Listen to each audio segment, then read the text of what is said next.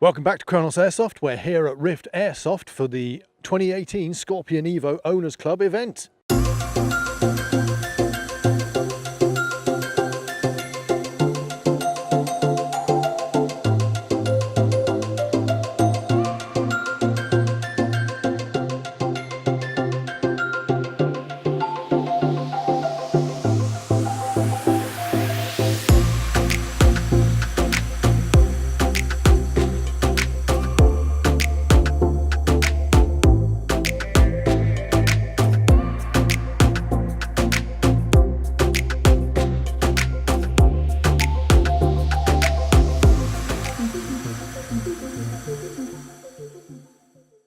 Okay guys, last but by no means least, we're here to talk to ASG and both Tony from R.I.F.T Airsoft to give us a bit more insight into the day that's happened. So first off, we're going to speak to Gadge. Gadge. Gadge, yeah. Okay, can we keep calling you Gaz, not Gadge? It's Gadge. Don't use Gadge. No, Gareth is good or Gadge is good, but never Gaz. Gadge is from ASG and he's going to give us a bit more information about the event itself, why it's happening, and you know, sort of benefits and things like that. So over to you, Gadge. Okay, well this is our second ASG EVO Owners Club, and as everyone knows, this is pretty much our sort of flagship model of AEG. To my knowledge, the only AEG made in Europe, all hand built in Denmark, and because of that, I think it's got a bit of an, excuse me saying, it's a bit of a cult following, would you say? Yeah, it's kind of a bit of those things like, you know, if you're into Porsches, there's 911 Owners Club, you go to rallies, that sort of thing. I think what we want to say is you've got a premium AEG, you're part of a special group, come and meet other people. No two EVOs here are the same. It comes out the factory the same, you won't find two the same. Everyone mods it a different way. Ben, what do you think? Yeah, this is the second EVO event. I was at the first one and it's grown this year. There's nearly 50 people more this time round. I think that's you know, testament to the fact that the popularity has been building, the owners group has been growing over the last few months, over the last year. So it's good to get everyone together, and there's just a really nice atmosphere. I mean, we've been graciously hosted by Tony and R.I.F.T here. Thank you. And everybody's thinking along the same lines, and everybody's in the same mindset when they come here. Everybody wants to share ideas, check each other's kit out, and generally just be friendly. There's no kind of conflict. No, none whatsoever. In fact, today has been fantastic gameplay. I mean, we normally have about 140 people on site, so we're used to the numbers. This site particularly, being an old World War II site, it's got a lot of buildings, bunkers, trenches. It's all covered in woodland, just naturally grown over the years. Gives players a diverse kind of area to fight across, and with these weapons it really does complement that. So obviously everyone's had a great day. It's nice to see you on home territory as well. Like last time we saw each other on a blaster tour with ASG. R.I.F.T were basically running the game at the jail, which is a local site to Ben and I. And I saw the guys do a cracking job, so we thought it's going to be a cracking job here as well. And that was a tough day because I'd only visited the site for an hour 3 months prior to that. So to run that wonderful site, the privilege to run it, just sort of running with the rule set we have here, then adding extra bits in. It was great. So we had a good day, but it was -3. It was a cold day. It was a cold day, but a good day. Snowing. Definitely a reason to keep running. Yeah, absolutely. But no, today's been absolutely great. We talk about friendship, sportsmanship, honesty. 10 out of 10 out there, you know. All you can say is that brilliant weapons, brilliant guys, brilliant day. It's been absolutely fantastic. And of course, the clouds have held the rain back, which is an added bonus, an absolute bonus. So give us a little bit more information about this site in particular. Okay, so this is, as mentioned, it's a World War II or ex-World War II site, R.I.F. Chipping Warden. It's the communal site, so this is where the ladies and gents used to come during their break time to chill out, relax and enjoy. But the great thing is, like all the World War II sites, they've still got the underground bunkers, all the stand-in shelters to keep people safe. There's 17 brick trenches out there, all built World War II, and some of the original buildings. The downside is during the 60s there was a lot of travellers moved in and took over a lot of the buildings there, so when they did get them out they flattened some of the bigger buildings, which is a shame. However, you know, having said that, what's left out there now is still absolutely brilliant. Is that why there's still a caravan out there? The caravans are a little bit more modern, shall we say. We were literally the locals, the Chipping Warden guys and girls that live in this area, very supportive, and they were kind of donated. I think we helped them out a bit because they've got an old caravan they want to get rid of. Yeah, we'll have it. So we've made them safe, make sure they're good to use, and they're out there for gameplay, and they do add an extra dimension. Everyone likes to have a little relaxing time in a caravan and other things, but it's all good. We won't go into details about that.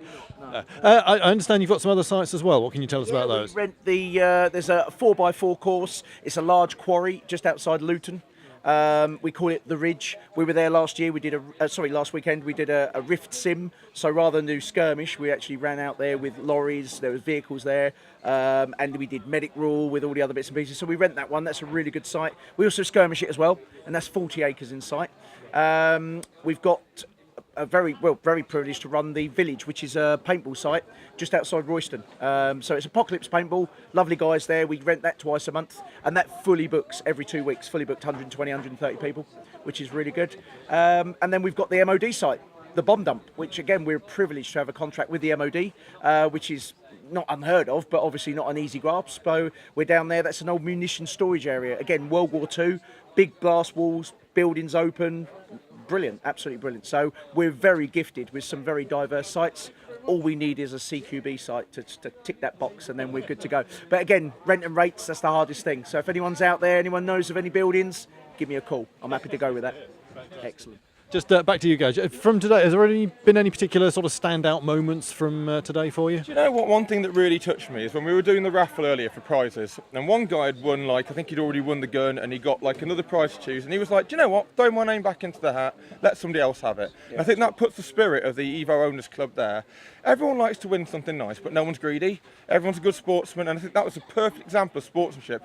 He could have walked off with a rifle and a quite expensive hard case, and he chose to let another player have that chance. And to me, that stood out as a sterling example of what's the best in people. And it brings that out, I think. Hands down, definitely, yeah. How about yourself, Ben? I know you were out there actually playing today. I got some footage of you. So, any particular moments that you saw that were awesome, or? It's actually a really strange atmosphere to see everyone out there with exactly the same gun, and everything makes similar noise, and everybody's kind of got a similar sort of range. It kind of makes gaming really, really interesting and different. You wouldn't have thought everybody having the same gun. You know, how different could each airsoft gun be? But it does actually kind of make a difference. Maybe it's just the fact that everybody knows that everybody else has got a very capable weapon, or everybody's just in such a good mood and they kind of know the other guy on the other end. Because there's the EVO Owners Group is a bit of a community. There's a lot of people that share information and talk nonsense online, and yeah, it is a good little community that's going, and there's an interesting spirit. So yeah, just getting out and playing with everybody is that in itself is something that's quite remarkable. There's that cliched word, isn't there? Brothers in arms. Everyone's heard that, you know, but this is brothers in arms. This is what it is. Putting faces to names, isn't it? It's yeah, and that's the thing, yeah. Absolutely. So, yeah, fantastic. I think my best comment of the day was a guy come up to me, he said, I can't wait to play next weekend. I said, why? He said, because everyone's got different guns. They're not EVOs. I'm not going to get shot as much. So there you go. That was the comment of the day. Everyone's got an EVO. They're just shooting the hell out of him. Great. So obviously it just goes to show these good things. And again, I've got one. I don't play as much as I used to, but I own one in a lovely case, and it sits there. I'll give it a little stroke now and again. I'm happy to get out and use it, but again, today, for me, it's been an absolute pleasure. And being chosen to actually be a part of this is great. So thank you guys. I really appreciate it. On behalf of ASG, I think we would just love to say thank you for having this event here. I know it's logistically a little bit interesting. I mean, we've also got the guys from Combat UK, from Stevenage here, and we've also got EVO Tech from JD Airsoft supporting the event, and it's been really good to have these guys along. They're guys, Skins, don't forget guys from Scorpion Skins as well. But it's great. There's these small little offshoots devoted to dealing with the EVO, and it's just good to, you know, without them it wouldn't really be the same. So yeah, we'd like to say thank you. That's brilliant. Thank you, and thank you, young man. Tony, Brilliant, thank you very much. And thank you guys as well. No, and thank you for taking the time to speak to us. I mean, just as a little aside, I think my favourite moment of the day is spotting a patch on somebody's back that said, "I survived Tony's briefing." Yeah, that was a little bit of The briefing is there to serve everyone that comes. The great thing is as well, the briefing, I know it goes on a bit, it covers us because obviously there's lots of hazards out there. Number one, obviously safety first. But number two is, if everyone's reading from the same rule sheet, they know what they're doing, they know what I've said to expect from us, we know what to expect from them, look after each other, you get a fantastic day. And I do believe a detailed brief saves a lot of grief. So it's just an easy way just to get it out there. I know people are bored, and the regulars are like, for the love of God, you saw know. them get the deck chairs out. Yeah, they get their chairs, they bring chairs down, but it isn't. There's nothing in the brief there other than my silly jokes now and again that aren't. It's necessary. All of it's there, and it just gets us on the same page. And I do believe that's what brings people back as well. And people do feel safe out there. That's the big thing. We've got a great marshal team, which I do need to thank actually, because R.I.F.T isn't just me. It isn't just the site. It's the guys and girls behind the scenes and the guys that turn up and make it happen out there. And we really do care, and we're really happy to see everyone having a good time. And we do get a buzz from that. So it's all part of the day, you know. So. Well, well done.